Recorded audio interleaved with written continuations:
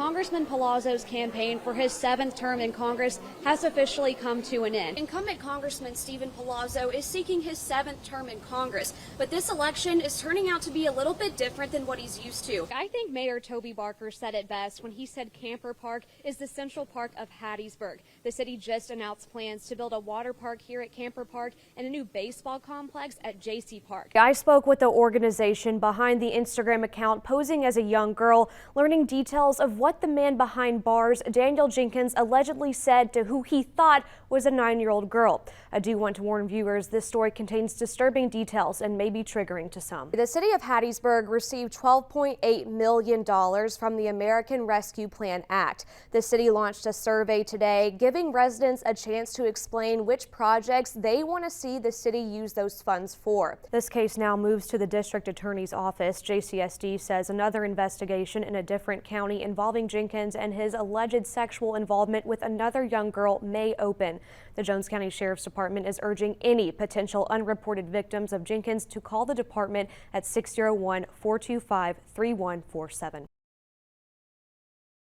There's no telling how low he would have gone because, pretty much like, at some point it's like, where's the line for him? 57-year-old Daniel Jenkins remains behind bars today after being charged with enticement of a child for sexual purposes. Jenkins is accused of sending these messages, amongst many others, to a girl he believed to be 9 years old. Cindy told you she was 9 years old at the very start.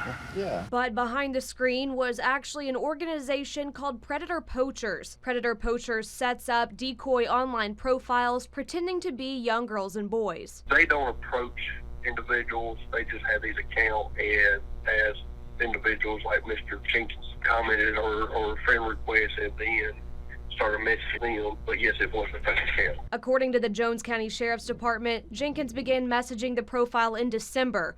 Then a few weeks ago, the organization says Jenkins tried to arrange meeting the girl in person. Looking at the messages, he wanted this girl to come over to his house. He gave what street he lived on, and he just was talking about all these sex acts that he wanted to do on her. That's when Predator Poachers founder Alex Rosen showed up to his door and captured these shocking details. What made it escalate, do you think? Just the fact she was cute, she thought you were cute, or The fact that she wanted to meet, and I was kind of skeptical at first, and then I was like,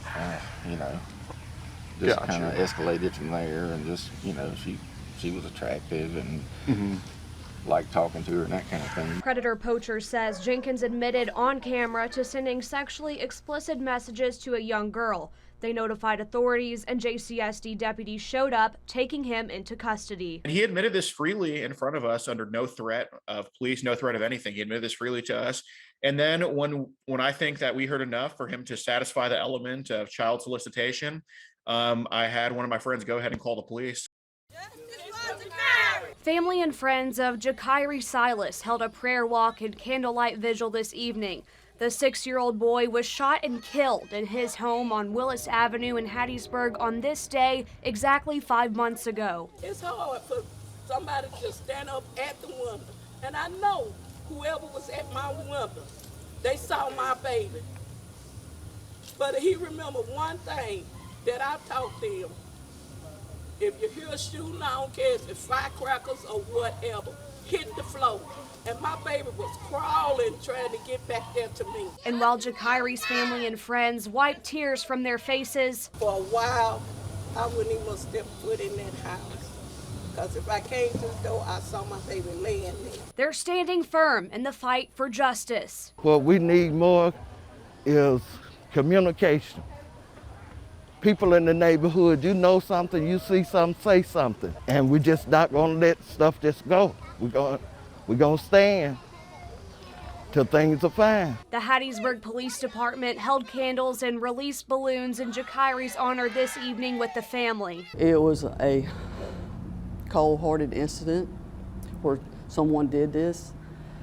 This is a young child, had his whole future in front of him. No arrests have been made in the case, but we do know HPD is looking for information about this car that was in the area that night. We know that someone knows, And we also know that your vehicle was involved in this incident with that blue car. HPD, along with the family, pleading for information on the case. Please step forward, give us the information. We don't need your name. We just need the information to solve this act. Hoping to finally, after almost half a year, let Jakiri rest in peace. It's not going to get better till my baby's at peace. And right now, he's not at peace. Reporting in Hattiesburg, Caroline Wood, WDAM 7, on your side. She's just a fighter. This is Daisy. On Sunday, July 10th, she was found collapsed in a field in Jones County. She had been down for actually, I think, a couple of hours. Called a vet to have them come out, and we came and got the trailer and then went up there and started working on her. Daisy was severely dehydrated, overheated, and malnourished. She was barely alive. The vet arrived, and so we talked to him to see if this was a situation that she could be saved. But the 20 to 30-year-old mare wasn't ready to give up. He said, let's give it a shot. And neither was Homeward Horse and Hound Rescue. And so we did. The whole community came out. We had multiple tractors come to try to pick her up.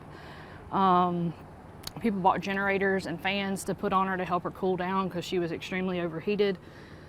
It was really surprising to see how many people showed up for her. Daisy couldn't get up on her own, but once she made it to the rescue, she began improving. It took an army to get her onto the trailer, so we got her up here.